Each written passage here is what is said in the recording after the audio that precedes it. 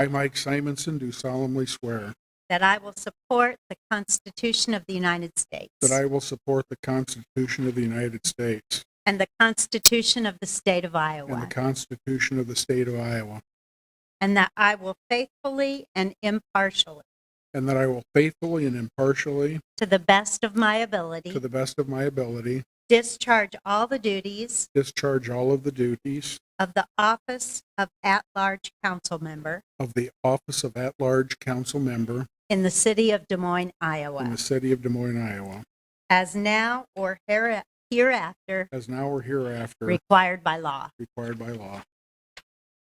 Congratulations.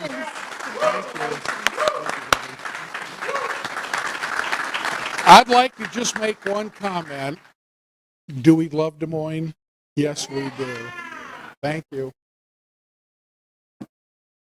Next up, Rob Barron.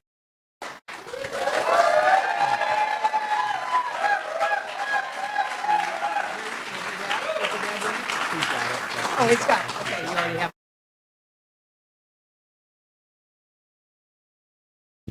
Thank you. It means a lot to see so many friendly faces in the crowd. My dad, Xavier Barron, who ran for city council 46 years ago, is going to swear me in.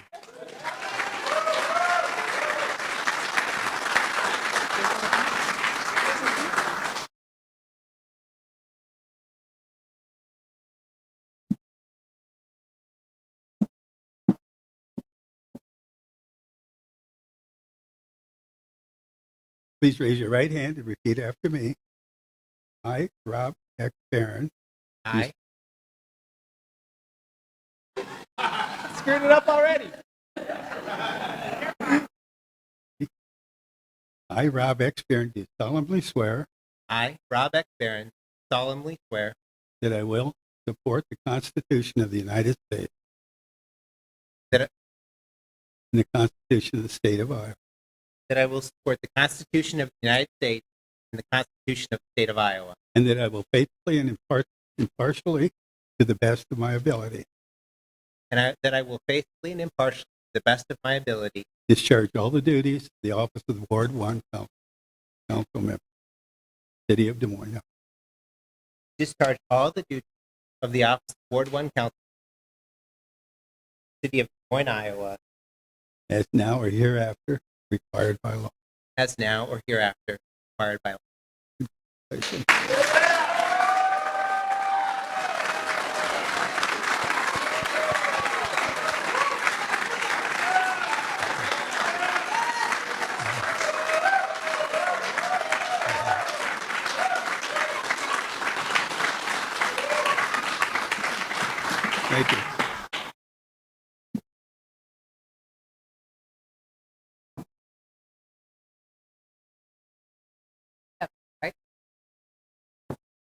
Josh Mandelbaum, Ward 3.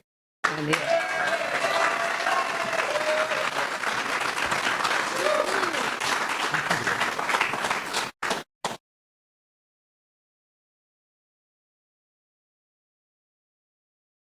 Raise your right hand and repeat after me. I, Josh Mandelbaum, I, Josh Mandelbaum, do solemnly swear do solemnly swear that I will support that I will support the Constitution of the United States the Constitution of the United States, and the Constitution of the State of Iowa, the Constitution of the State of Iowa, and that I will faithfully and impartially, that I will faithfully and impartially, to the best of my ability, to the best of my ability, discharge all the duties discharge all the duties of the office of Ward 3 Council Member of the office of Ward 3 Council, in the City of Des Moines, Iowa, City of Des Moines, Iowa, as now or hereafter now or hereafter required by law. required by law.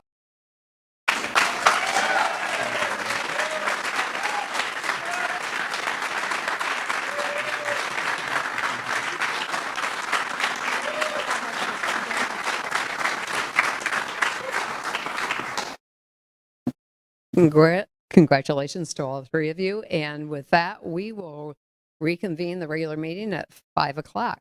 So everybody enjoy yourselves for a few minutes.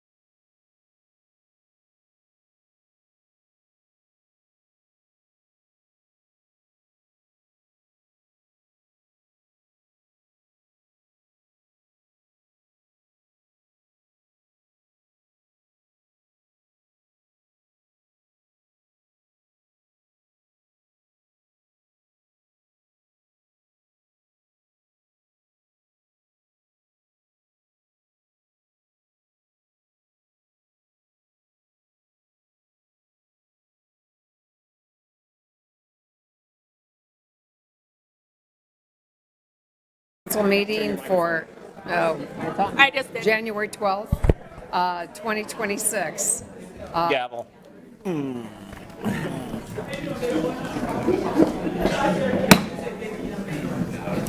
Okay, roll call, please. Boson, Here. Simonson, Voss, Here.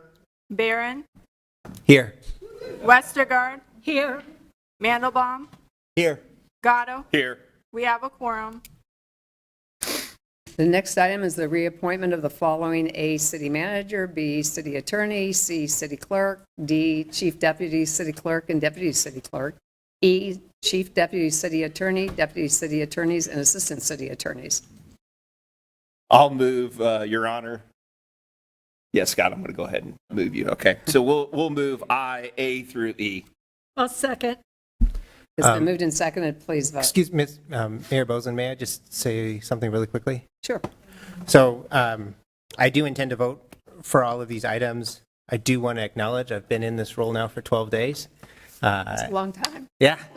And, but also that I ran for this role because I think there are things we need to do better at. And I do believe that this city works well for some, but not for everybody. And that was the presumption that I had when I ran for this role. I heard from a lot of people to that effect. And so I'll be here in a year casting this vote again, and how well we're serving people from every neighborhood, men and women in labor, people who are advocating for alternate routes to travel other than a car, and people that grew up in places other than the United States. These are the things that are important to me. And so as I think about where we go from here, that's the lens that I'm going to look for. Is I want a city that's more caring, dynamic, and inclusive, and I want our government to reflect that as well. It's been moved and seconded. Please vote.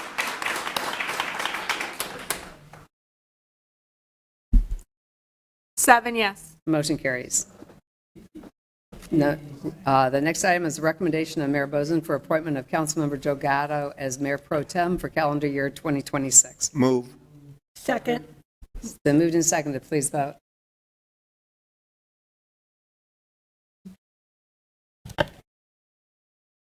Seven yes. Motion carries. Item number 2 is approving the agenda as presented and/or as amended. And tonight, 15C has been updated, the roll call. 15O, updated roll call. Regular agenda items, 33, updated, additional pages added. 34, updated, speakers list. Move. Second. Been moved and seconded. Please vote.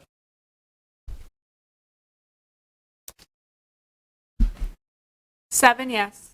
Motion carries. Item 3 is approving the consent agenda, items 3 through 31.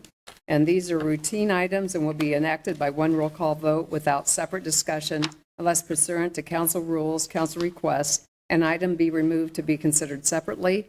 Tonight, item 5, Voss votes no, 26, Mandelbaum abstains, 27, Mandelbaum abstains. Move approval. Second. It's been moved and seconded. Please vote. Seven yes. Motion carries. The next item would be our vacation number 32. On vacation of a portion of Des Moines Street right-of-way located west of Robert D. Ray Drive. A is first consideration of ordinance above. Germain comments from the general public, 2 minutes per person to speak, 10 minutes maximum. Is there anyone wishing to speak to this? Seeing none, Madam Mayor, I'll move item 32 to 32A, and pursuant to Rule 42A, I'd move to waive the second and third reading. Second. It's been moved and seconded. Please vote. Seven yes. Motion carries. Item 33, on appeal from Noah Brinkmeyer of the Historic Preservation Commission's decision to grant a certificate of appropriateness on a request from Colbert Properties owner, represented by John Bassett, architect, to construct a new house and garage at 1917 Center Street in Sherman Hill, Local Historic District. Choose one alternative below.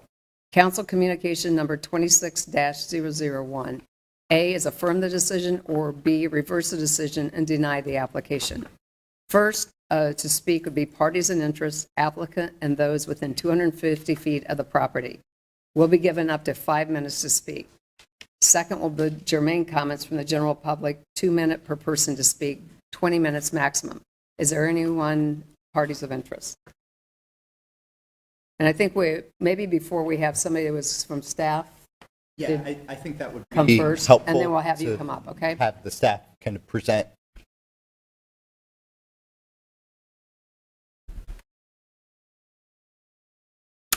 Mayor, members of the council, Jason Van Essen with the city's planning staff. Just take a second to really high level. I don't want to go into a lot of depth and detail. You know, when this has been before you, the Historic Commission made a decision this summer. It was appealed by Senate. Before that appeal came before you, remanded it, and then the Historic Commission heard it again in early November. And had a very long hearing, had a lot of discussion from neighbors, from the applicant. We really dove into the design guidelines and discussed the pros and cons of the project, and the commission came to a conclusion.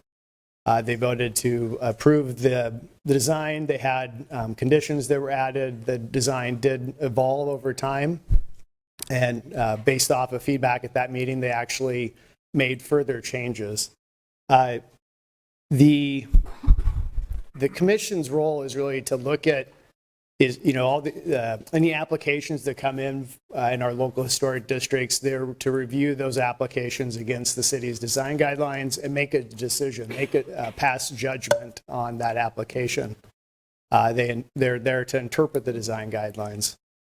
There are general statements at the beginning of the design guidelines that and then there's specific criteria, things that talk about massing, materiality, site relationships, composition elements, whether that's elements on the primary building or it's secondary buildings or elements like a fence.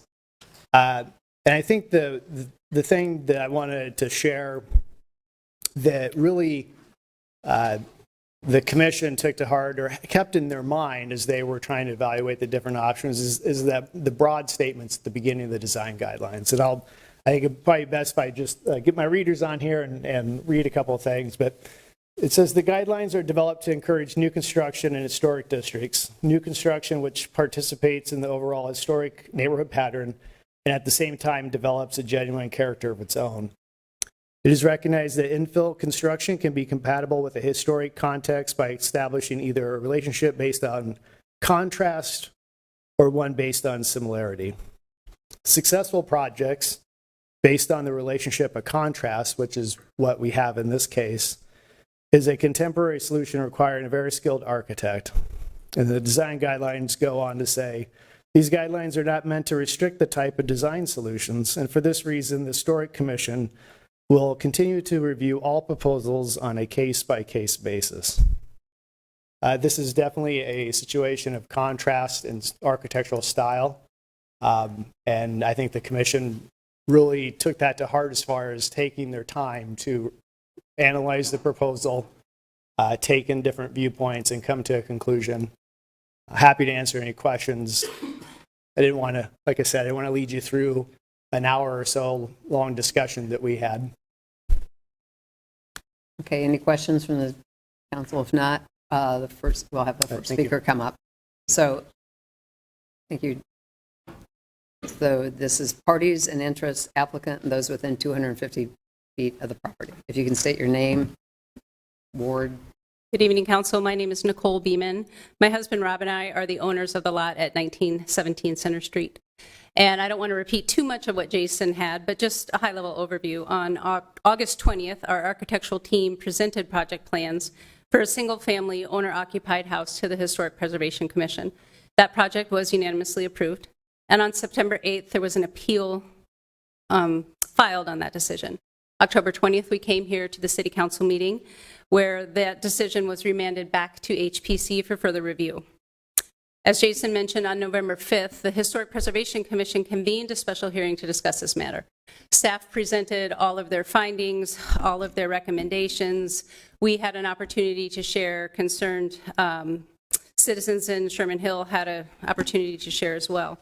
In addition, there was a very detailed and engaged conversation. There's 20 pages worth of notes that were provided at that meeting. And after that lengthy discussion, unanimous approval was given for certificate of appropriateness with several conditions. On November 25th, our architectural team submitted responses to the conditions for staff and HPC to consider further. On December 1st, a resident filed an appeal to that November 5th decision. And on December 18th, we received notice from city staff the conditions were approved and the staff and HPC were in support of the project moving forward.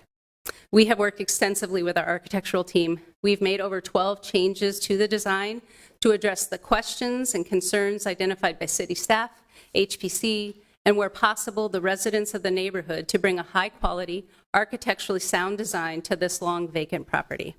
However, with the pending appeal, we are still in limbo with proceeding on this project. Council, you appointed the HPC to work on issues related to historic neighborhoods in Des Moines. They have very specific guidelines, as Jason shared, to adhere to. They've reviewed and unanimously approved this project, not once, but twice. We ask that you honor their diligent work and support this project so we can move forward with the process of building a single-family dwelling. Thank you for your time. Thank you. Any other parties of interest within 250 feet?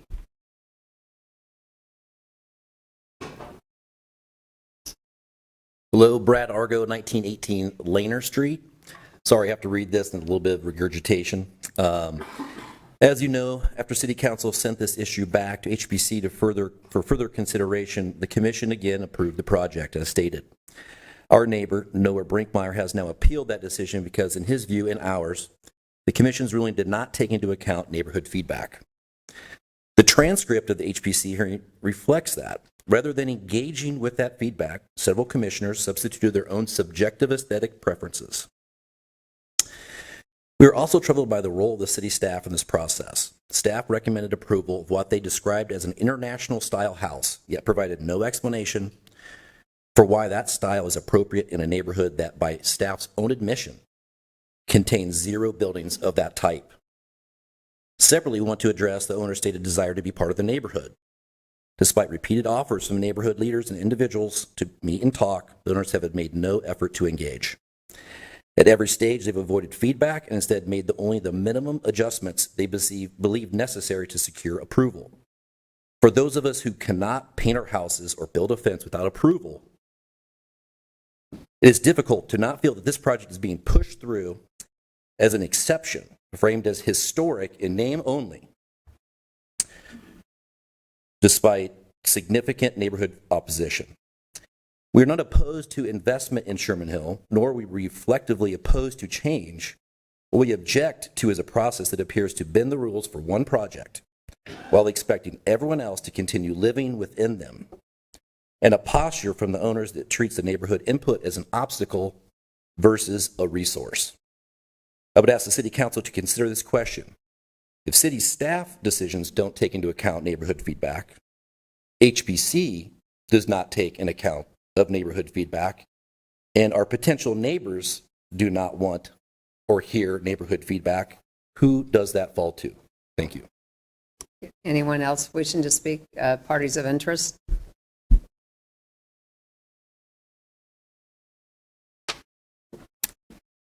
Good evening. My name is Noah Brinkmeyer, and I was the one that filed the appeal. Good evening, Council. I'm a first-time homeowner and the resident of 1921 Center Street here in Des Moines. I'm speaking today regarding the proposed project at 1917 Center Street. The standard practice for new builds, especially in historic neighborhoods, is to notify the neighborhood association and, at a minimum, the adjacent neighbors. For this project, that did not happen.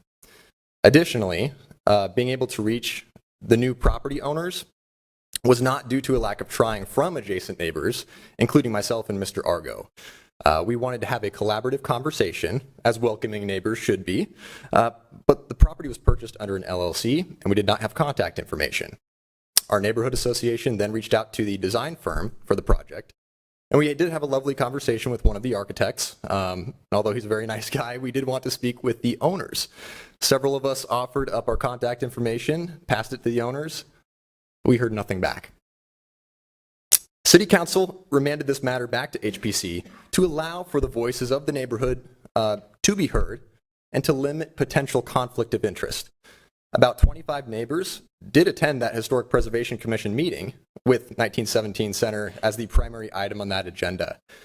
Several neighbors spoke, including myself, sharing concerns of the process and how the project does not meet the guidelines in the document that city staff collaboratively put together with members of Des Moines Historic Neighborhood New Builds. So those guidelines are specifically laid out for this. And if you look at the transcript from that HPC meeting, after 39 pages in that PDF, the very next page after public comment closes, there's immediately a motion to approve. You be the judge, but that does not appear to be meaningful consideration from my perspective. And it does not consider objections and public comment.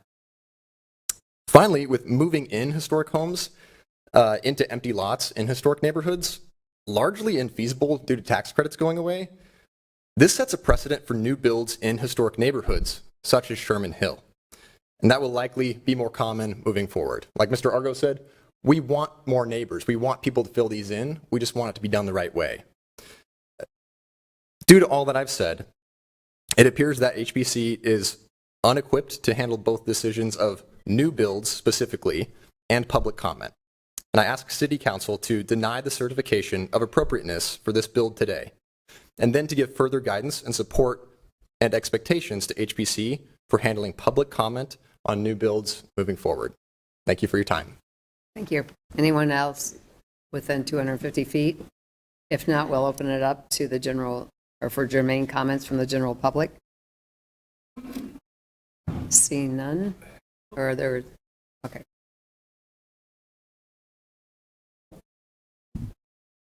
Mayor Bozen, council members, Todd Von Steen, 833 19th Street. I'm here on two counts. One, I live right around the corner. Jenny Cooper and I live right around the corner. And two, I'm also a historic preservation consultant and designer. And I can tell you, in 1976, we moved into 716 19th. We were one of the very first restored houses in the neighborhood. Then we moved on to 707, then 730. The historic district was basically planned in our dining room.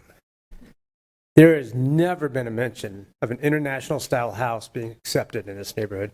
I've lived in the neighborhood. I've worked in the neighborhood ever since I was 10 years old. The second paragraph of the introduction to the design guidelines are very clear about this. Infill will be compatible. It is recognized that infill construction can be compatible with historic context by establishing either relationship, contrast, or similarity, like Jason said. Either approach requires a careful study, but it ends with being a good neighbor. This is not being a good neighbor when you are towering over the houses all around it. And I have some pictures if you need to see them, but this can't work. The scale of the house and the front, there's no front porch that's required to match the neighborhood. That didn't happen. The guidelines do say nothing under an 812 pitch. That didn't happen. I mean, this goes on and on. The windows are supposed to be, if they're contemporary, they're still supposed to be trimmed out in a smaller scale trim. That's not happening. I mean, this thing goes on and on and on, riddled with problems. I got to ask that you please vote no on this, on item B. All right, thank you. Sorry, your time is up. Could we see the pictures? Yeah, if you want to put the pictures up.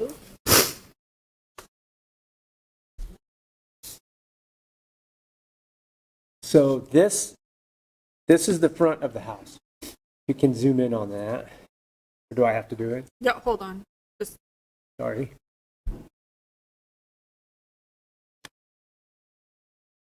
That's the front.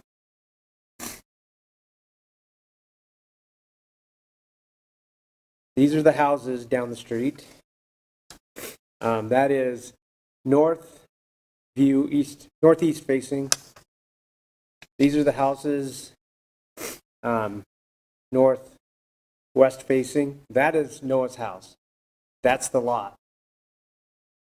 I think it's pretty clear that this thing is not meeting the guideline. And I don't know how HPC came to this vote. I just dumped, I didn't speak at HPC because I thought there's no way they would approve this. Okay, thank you for showing us the pictures. Anyway. Is there anyone else wishing to speak? If not, I'll open it up. A question just Okay. based on some of the feedback we've had.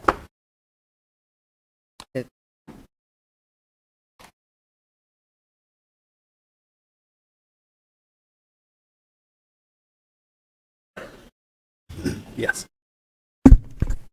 So one of the things that was mentioned was the design would be towering over the neighbor.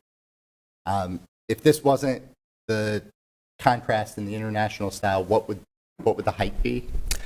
If you're looking at our normal, just house type D, our standard zoning requirements, 2.5 stories, it would be allowable. And I think that's a great question or point to make, because this is what's being proposed is 2 stories. So without the gable, it's actually half a story shorter than what could be there by like our code, or if a Victorian style house was moved in. Okay. And then it mentioned something about window design. I didn't see a lot of that in the record below. What is there? Did staff think about that? Was that? Yeah, so the design guidelines talk about vertical orientation of the buildings, and one way to do that is through window orientation, the shape of the windows. There's also discussion about details such as trim, trimming out windows and entrances. In this case, the architectural style of the building, it's an international, modern, very clean line concept, and so the idea of having trim boards didn't seem necessary to us. It seemed to fit in the overall architectural character of what they were trying to achieve. And then we felt that the window patterning still had some vertical, even though you might have a couple windows together, they're still kind of vertical in nature. So we thought it met that criteria. And then there was a question about the style, and I get this contrast. Is there? I think someone said there's no other home styled like that in Sherman Hill. Is that a correct? There is a modern international style apartment building, three-story building on 18th or 19th. I think it was referenced in the record, 19th Street. And actually, the pictures that were shown, that last picture that he had is that building. So there is another building that has that, stucco siding, flat roof kind of architectural character. And the design guidelines don't dictate a particular style. They talk about elements of a building and how to put a building together, but there's nothing in there that says, thou shalt build this style. Thank you. The questions I have, does anyone else? Anyone else have any questions? Thank you. Mayor, I'd like to make a motion in support of 33A to affirm the decision. I will say, as an architect, I'm just going to give a few examples. The international style has been around since the 20s or 30s. There are several good examples in the city of Des Moines. There are actually quite a few in Beaverdale, and you'll see these charming 2.5-story brick homes, and then you'll see an international style. They're usually white, flat-roofed, a lot of horizontal windows, and I can only imagine that when they were built, the neighbors asked, what in the world is that? And today, those houses are historically protected. The issue I hear with the neighbors is, does it belong in this particular neighborhood at this particular location? But I think the choice is it of a proper proportion? Does it fit in that way? Or do we expect that every solution in that particular neighborhood has to imitate the other buildings? And this is a new home, and twice the Historic Commission that rules on appropriateness supported it. And it would be difficult for me to not support this. So that's my motion. Okay. Can I just make one comment? Yes. I just find it curious.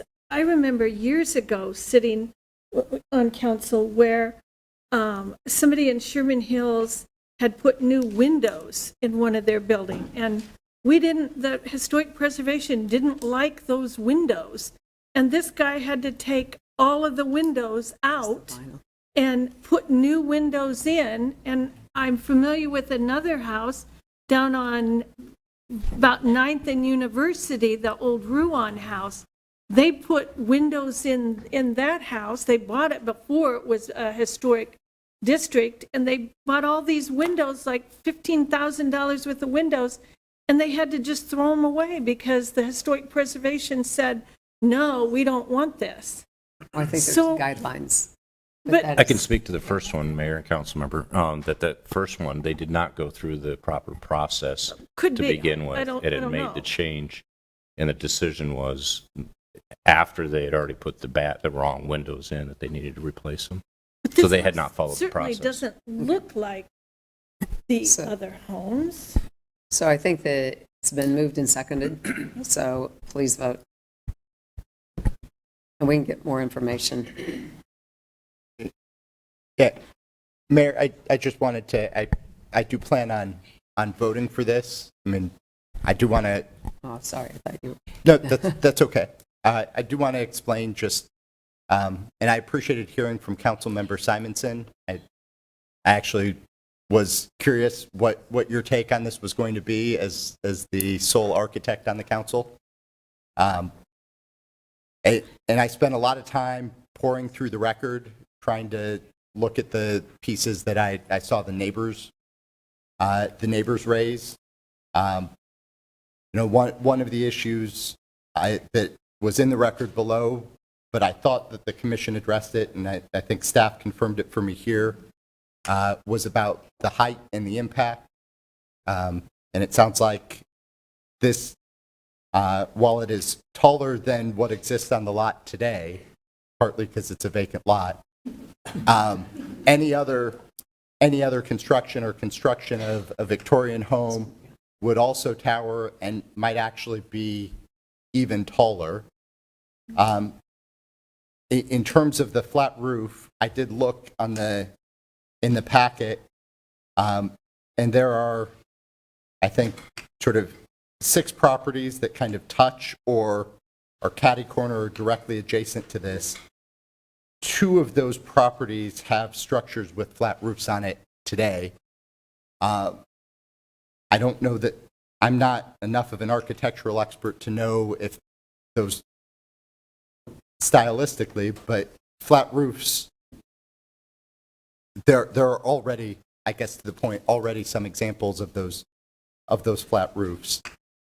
And then the question about guidelines, I think what we have laid out with the Historic Preservation Commission and the guidelines for new construction, we provide some flexibility for new construction.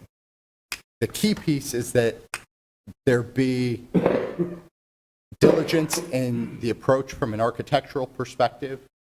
I do think this process, if I look at the record and look at the changes that have been made over that time, I can't say that it was arbitrary or didn't reflect consideration and an effort to think about the design and improve the design over the course of the process. I understand that there there can be disagreement about that and that the neighbors have a different vision. And I do think we provided that opportunity. It might not have been there the first time, but with the remand, there certainly was an opportunity to raise the issues. That doesn't mean that every issue gets resolved, but I hope that we continue discussing this, and I hope when we have a couple here wanting to invest in Des Moines, that part of that investment isn't just building a quality house, but it's building relationships with your neighbors going forward. I think that's still possible. I know the folks who are up here, I think they're good folks who care about this community, who only want the best for this community. And not every decision that we make, we can get everyone on the same page. But hopefully, once we move on from the decision, we can bring folks together and continue to build the neighborhood and continue to build our community. Anyone else wishing to speak? If not, as it says, been moved and seconded.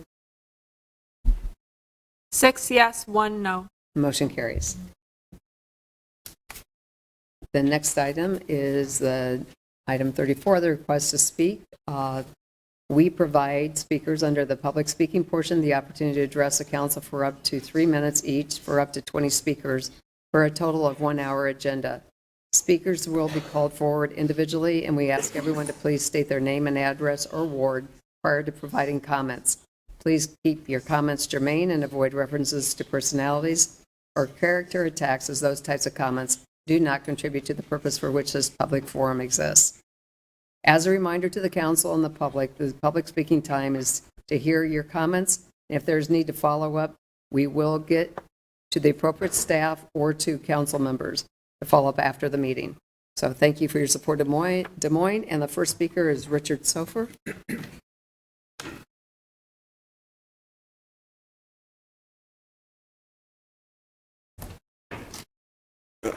Mayor, Council, thank you for having me. My name is Richard Sofer. I live at 830 Boyd Street here in Des Moines. I have lived on the north side of Des Moines for 50 years. Recently, several road changes have adversely affected travel and safety in my neighborhood. First, the whole avenue closure between Dixon and Delaware. This forced residents to use the busier roads for school commutes and to visit family on the east side. Second, the Euclid Avenue lane reduction between 2nd and 6th Avenue. This causes bumper-to-bumper traffic as far east as Cornell Street. Drivers are now using residential streets to bypass the area. Additionally, new curbs and signs are frequently hit by vehicles requiring constant repair, and the idling traffic negatively impacts the environment and wastes fuel. Third, the East University Avenue lane reductions east of East 14th Street. The road was reduced to 1 lane while the speed limit remains at 35 for some reason. I am concerned that the new configuration in the median may have contributed to the recent fatal crash just last week. Now the plan to install 12 15-mile-an-hour speed bumps on Hall Avenue is particularly concerning. My wife is undergoing her second back surgery this week. Excuse me. Speed bumps at any speed cause her significant pain. She's going to be forced to use the narrower, poorly plowed side streets. Additionally, these bumps are a concern for the working class that live in my neighborhood that have to load their trucks, vehicles, vans, and trailers. These don't sit well going over speed bumps. They just jostle everything, things get broke. I'm also concerned about my safety while riding my motorcycle down them. This is just right around the corner from my house. My question is, were traffic studies completed for these projects so the best options could be chosen? I would prefer to see increased police patrols, radar enforcement, or flashing speed signs similar to those on ML King south of Hickman. In closing, I feel that my neighborhood is being boxed in. I ask that you place emphasis on punishing the bad actors rather than inconveniencing law-abiding residents. Thank you. Thank you. Is that it? Yeah, it's that's my first time here. So, Thank you. Yeah, no, that's fine. You did a great job. Kevin Markin. Kevin Markin, 2109 East 28th Street, Ward 2. This is my first time speaking It is? I don't know, 31 years. Wow. Welcome. I always email you guys, but so I have a lot of respect for all your jobs. See many of you at neighborhood meetings, community events, and meetings critical of your job. Each of you are responsible for finding and appointing residents to city boards and commissions. I've asked a few times and been polite. I've declined politely to being appointed to those. So I have a lot of respect. Most of you are very good at filling these positions, but a few times these positions went vacant or were filled with people not attending. I haven't asked for the new year.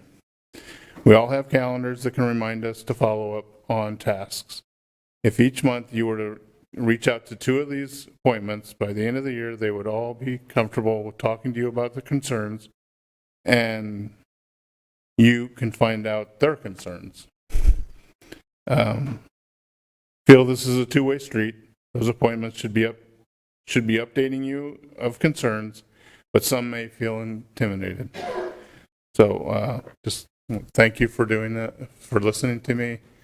Just like you guys to reach out to those appointments and say, how's it going? It should be a simple question, but I think it'll eliminate the problems I'm seeing on a few of these points. So thank you very much. Thank you. Peter Clay.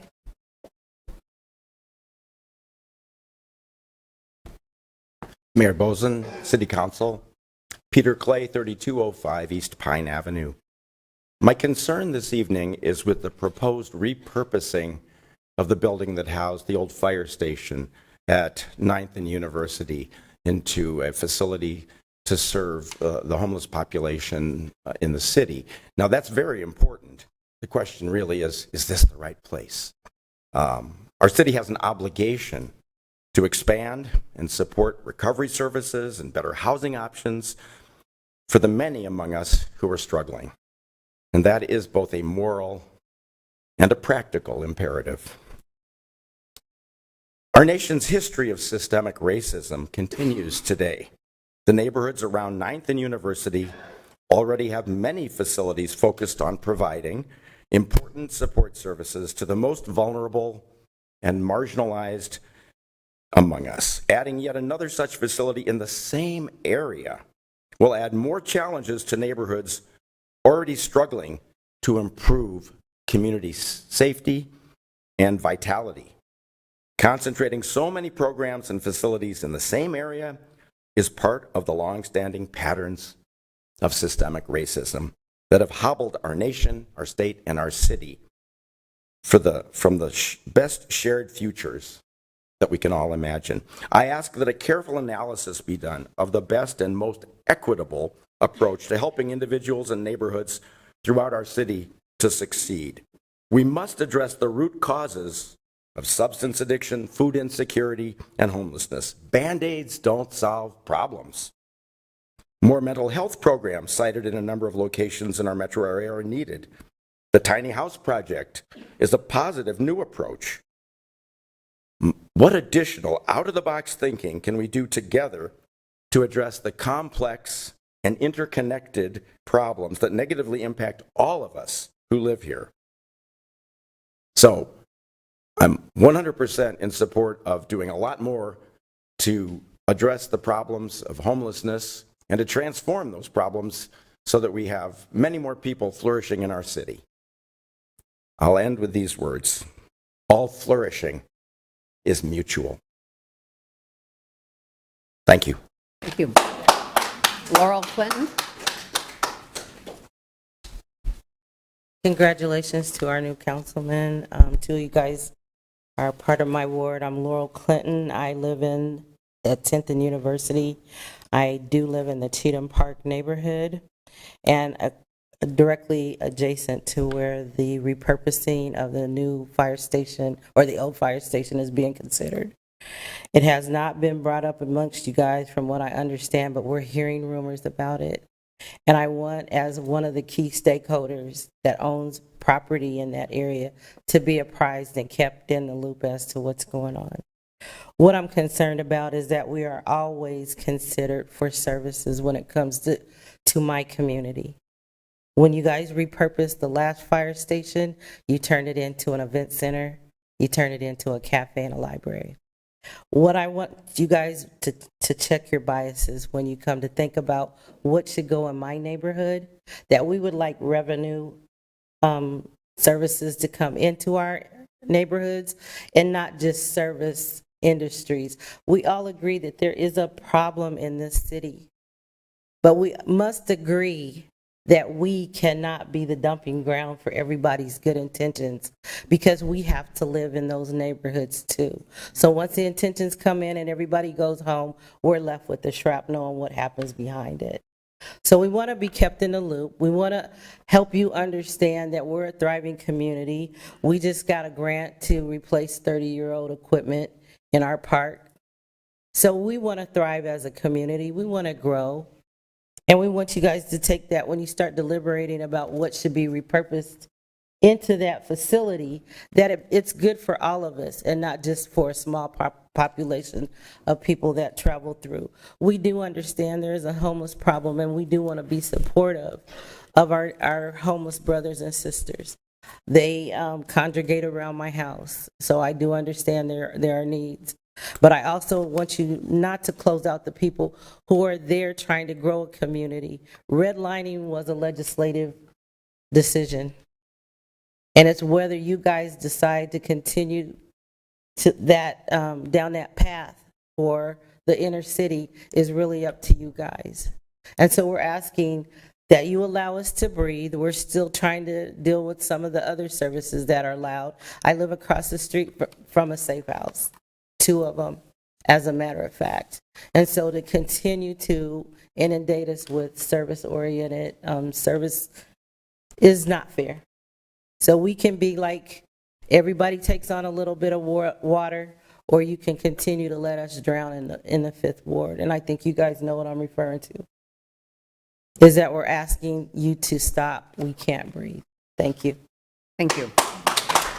Viola Ferry.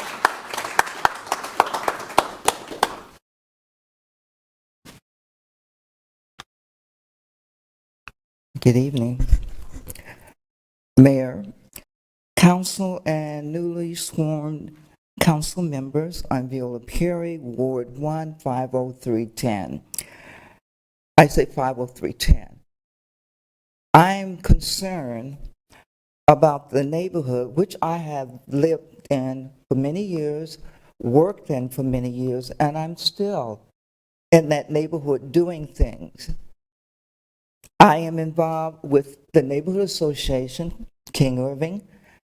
I'm also involved with the Forest Avenue Library in that neighborhood, and of course, ICCI.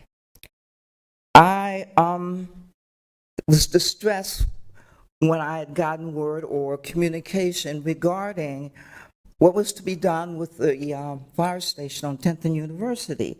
I believe they said sanctuary station, perhaps. Let me be clear. The opposition to this proposal isn't about not helping or serving people. It's about location, location, location. And a red line neighborhood where there are at least 7 or more agencies, facilities that are there serving and helping people. Now again, I'm going to say this again. It is not about not serving people.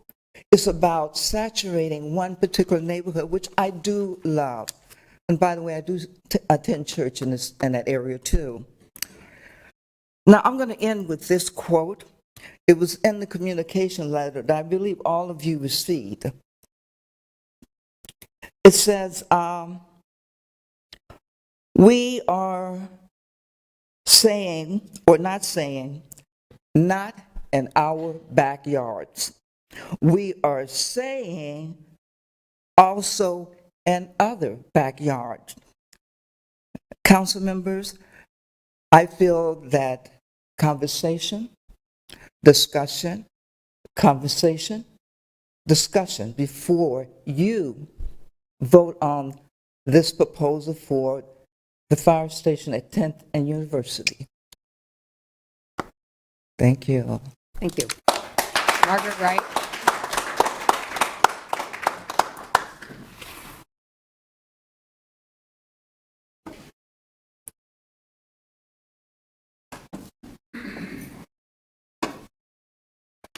Good evening, City Council members and newly elected and re-elected members. My name is Margaret Wright. I live at the 1500 block of 12th Street. I'm in Ward 1.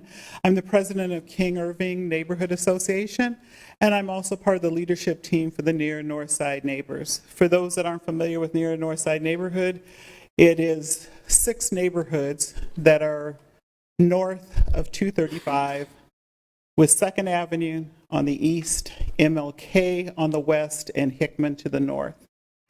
We have found that we have been saturated. I have a picture here. First of all, I'd like to also give you this handout. You want to receive and file? Receive and file. All in favor? Aye. And I also have a very poor quality picture. I could not get it any better off of the computer screen. But what my the previous speakers have spoken about is the saturation that we have in the neighborhood. You can see with the red dots, those are some of the homeless crisis centers that exist right now. The part that's glowing, that is our neighborhood. Those are our 6 neighborhoods primarily. Some of that's downtown, but some of that is north of 235, as you can see. Sort of the line that kind of goes through there is 235. North of that is our neighborhood. We have been trying, and I know for some of you, you're familiar with the work that we do. We have a number of community outreach efforts that we do. We work very closely with the city on the Reichert Center in terms of that investment so that we can attract and invest things in our neighborhood for the community. These types of actions to saturate us to this level are actually divesting in our neighborhood and destructuring our neighborhood to help do these things.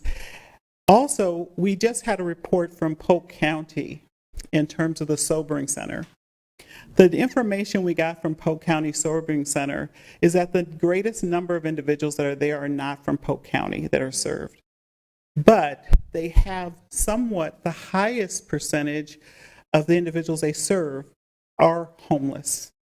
And they are not asking to be returned. So if we have more services that act as a magnet to keep them in our neighborhood, and we have seen a huge influx with Polk County Sobering Center, we are still seeing the impact of that. Now, one of the comments I heard is, well, that's the county. That's not us. But we live there. We get the impact of city and county. Any services that you add, whether you label it city, county, nonprofit, it's too much. Thank you, Margaret. Carolyn Walker.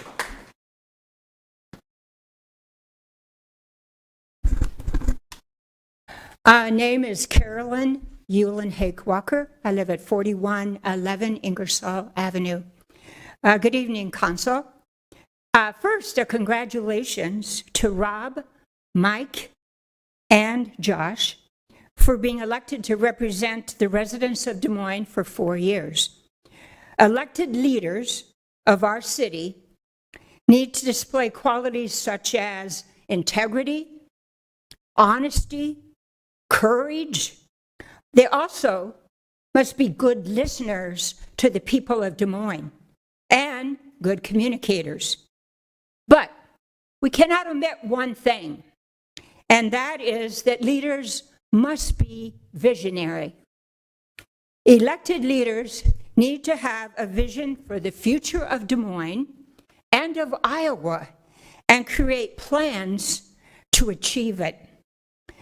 This will be a vision and plan exactly what the City Council, one of the visions and city plans of the City Council that was voted on unanimously in December of 2023 was the vision of a climate action plan that involved also the creation of a sustainability office with 2 sustainability managers. This was a vision and a plan that was to be implemented.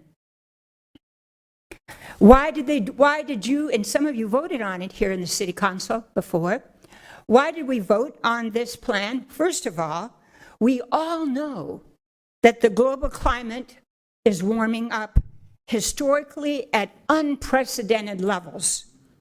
It's bringing hotter and hotter summers every year, more rain, floods, droughts, more derechos and tornadoes. So we know that. So the vision came out of that. Now, it's up to you to keep that vision alive at this point, to continue to make that plan implemented as a priority. I'm a member of the Des Moines Citizens Task Force on Sustainability, and we will continue to speak out about this vision and this plan and all 7 focus areas of the plan, asking that parts of it continue to be implemented as priorities, and that we are also reaching the climate pollution reduction goals that are listed at the beginning of the plan. Check out those reduction plan reductions so that we will continue to make adapt a priority. All of this will take all the characteristics I said that we need as leaders. You are visionary people. You are also courageous people. Continue the plans that are our vision in Des Moines. Thank you. Thank you, Carolyn. Deborah Carr.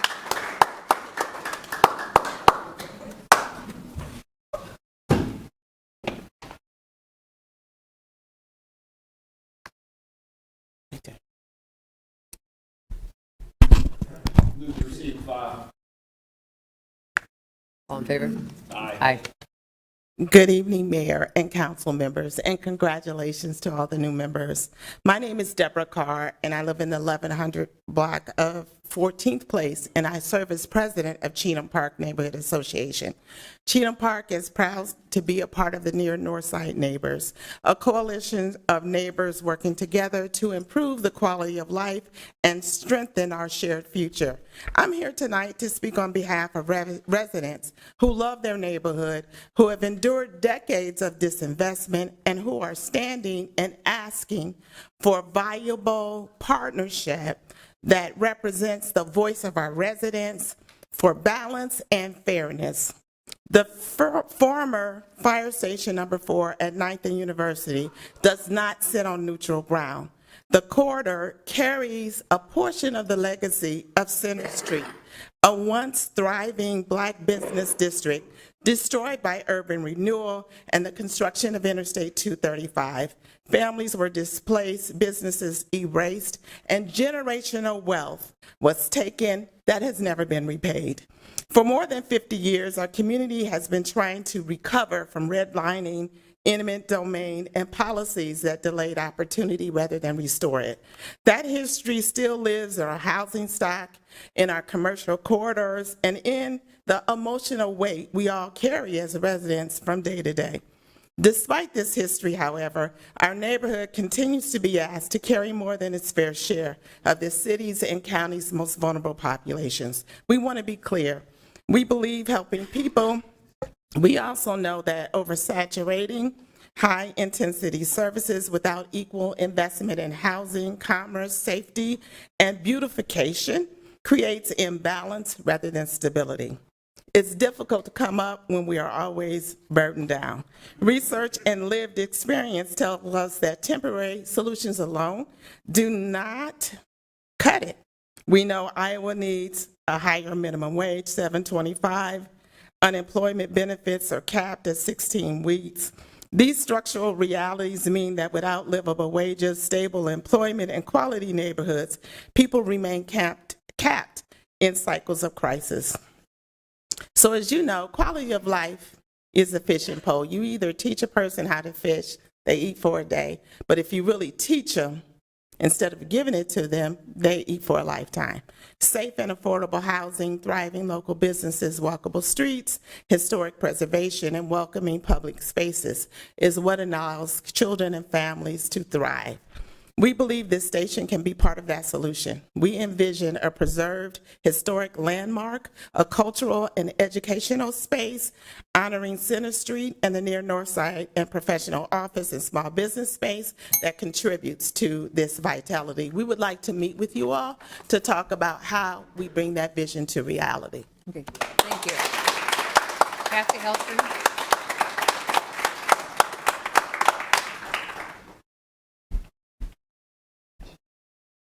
Hello, Kathy Helstern, 803 Hickman Road, 50314. First of all, thanks for being here, neighbors, and thank you for your community. Madam Mayor, council members, I came today to share my excitement for the momentum we're experiencing on the 6th Avenue corridor. Efforts to increase the presence of Black and Brown-owned businesses are starting to take visible, tangible shape. Now, not only do we have long-standing, successful minority-owned businesses like Sea Fresh Market, Pho 515, La Tapatia, Tacos La Familia, we have new places to shop like Zacatecas Western. We've got the best soul food in town at Japa Experience. We've got the Makers Market and soon more small businesses at Center at 6th. And we can see the North Des Moines Hall and Town Hall Food Hall construction moving forward very quickly. There is neighborhood pride and community excitement around all of these businesses. And this council's support for the Center at 6th and Town Hall Food Hall projects has been invaluable. But this effort is still fragile. These businesses are still very vulnerable. They need all of our support to thrive, just as we need all of them for our community to thrive. You just heard it from Deborah. After decades of documented redlining and disinvestment in the area, after the destruction of Black and Brown-owned businesses on Center Street because that was the only possible place for the McVicker Freeway, after once again destroying those very same Black and Brown businesses after they tried to rebuild along the University Avenue corridor for the sake of more urban renewal, after this perpetual multi-generational cycle of displacement of Black and Brown livelihoods, we owe it to our neighbors to be invested in the success of their businesses. It's important that we do everything in our power to give these businesses strength, to help these owners find success, keep their dreams alive, and build generational wealth. If you haven't shopped at the Makers Market at 6th and Jefferson, you're missing out. If you haven't had Italian beef or catfish at Japa Experience, 6th and Franklin, you're missing out. If you haven't sat in Tacos La Familia and enjoyed an authentic meal, 6th and College, you're missing out. If you haven't grabbed a bubble tea at Pho 515, 8th and University, you're missing out. I'm grateful for the support for this effort that we have seen from our city leadership. And I invite everyone in Central Iowa to our 6th Avenue corridor to see what we're all so proud of. We need to make good on building up Black and Brown-owned businesses after such a long history of cutting them off at every turn. Please come visit. Thank you.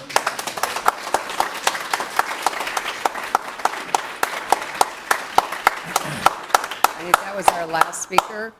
And I just have a few comments based on this is the new year. So first of all, congratulations, Rob Barron, Mike Simonson, Josh Mandelbaum, your reelection. This year will be a really big year for the city of Des Moines as we are relocating now of our historic city hall to move to the new TM Franklin County City Administration building next month. This will be the first time in decades that most of our city administration will be housed together. It will bring about better collaboration and efficiency for the city and the services we provide our residents. We will also have new council chambers that will be able to accommodate more people. So you won't have to stand, hopefully. When the funding is found, then the police department will be moving to the other half of the building. That's how big it is. As we look forward to next year, we can be proud of what is accomplished this year. And these are some of the highlights. We had a record number of new permits, like over $1 billion in valuation that will help us into the future when these projects are finished. We finalized a citywide housing strategy. It will be a roadmap on revitalizing our neighborhoods, not only in the housing aspect, but improvements to the corridors within those neighborhoods, similar to what we talked about on 6th Avenue in the Highland Park area. And I look forward to the implementation of this concept. We have made record investments in our city's corridors and neighborhoods through programs that we have funded, such as ION, Invest DSM, NDC, and NFC. We've put in place a plan to create a community land trust with our regional partners. We have the final capital stack for the soccer stadium, which hopefully will move us closer to the construction of a pro soccer stadium on the DICO site. And Merle Hay is moving forward with their plans to revamp the mall by adding a sports arena.